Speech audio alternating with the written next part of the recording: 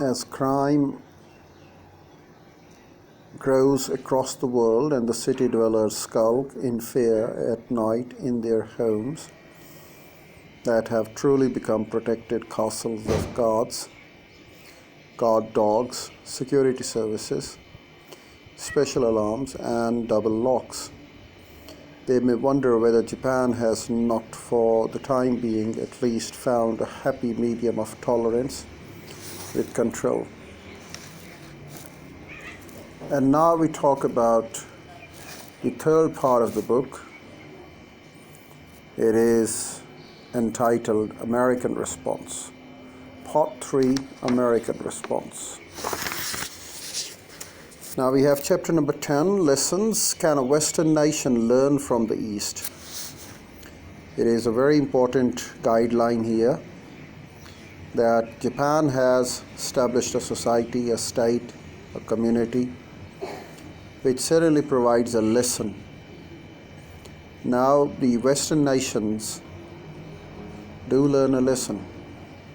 And the question is, chapter number 10, Lessons. Can a Western nation, America or Europe, learn from the East, Japan, or maybe China? Introducing basic change is never easy, but to expect Americans who are accustomed to thinking of their nation as number one, to an Asian nation to learn from the nation is to ask a good deal.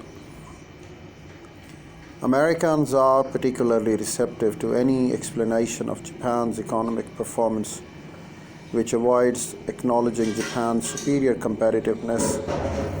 It is easier to accept such explanations as Japan's industrial plants were devastated by a world war. It could therefore build modern facilities. Japan copied Western technology. Japanese companies undersell American ones because they dump goods, sell below cost in foreign markets, and at a lower price than in domestic markets. Japanese companies succeed because they are subsidized and protected by their government. Japanese workers receive low salaries. Japanese companies exporting to the United States violate antitrust and custom regulations. It is more comfortable to overlook Japan's continued modernization.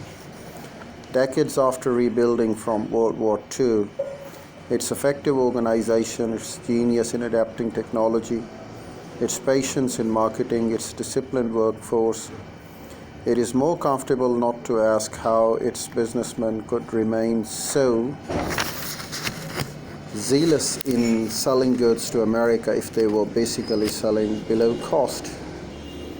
It is disquieting to admit that the Japanese have beaten us in economic competition because of their superior planning, organization, and effort.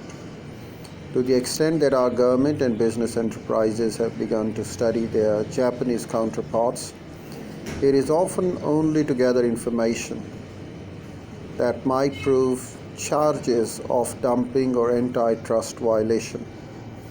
One wonders at our lack of interest in profiting from Japanese successes.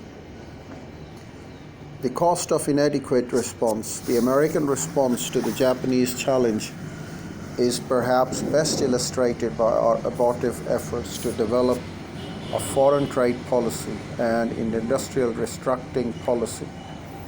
In 1971, when America was acutely worried about its trade imbalance with Japan, the White House Trade Representative Peter Peterson began to develop the outlines of such a policy.